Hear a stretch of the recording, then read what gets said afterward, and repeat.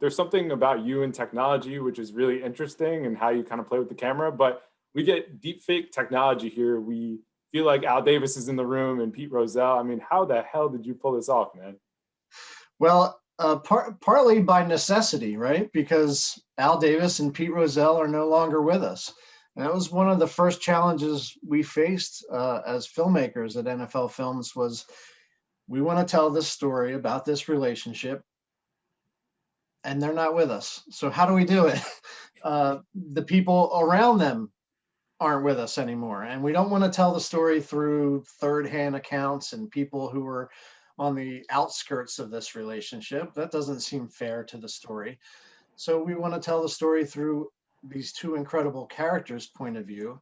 And in the past, many films have cast actors and put wigs on them and done that sort of thing. And okay, we could do that, but the problem was always that doesn't look like person X and doesn't sound like person X. And then you cut to the archive footage and well, you just sort of feel a disconnect between the person you've cast and the archive footage.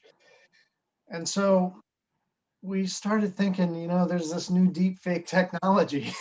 And so what we came up with is really this mix of many things. So we had stand-ins on set at Allegiant Stadium who were of the correct build and weight and height of both Al and Pete. And they had prosthetics. We had Hollywood prosthetics people come in and put the correct hair and neckline of each man on. So that was step 2. And then we had step 3, our digital deep fake artist put the faces of Al and Pete onto the footage. That was step 3.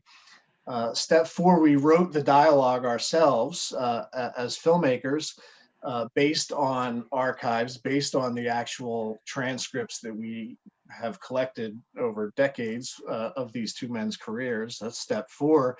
And then we had to voice those transcripts. And we did that with world-class impressionists and voice actors. So 5 parts were really taken and put together to create these characters that you see on screen. Very technically complicated, more complicated than I've ever done in a sports documentary. Usually you interview people and you edit together a great documentary story. This was a lot more special effects than usually happens on a sports documentary, for sure.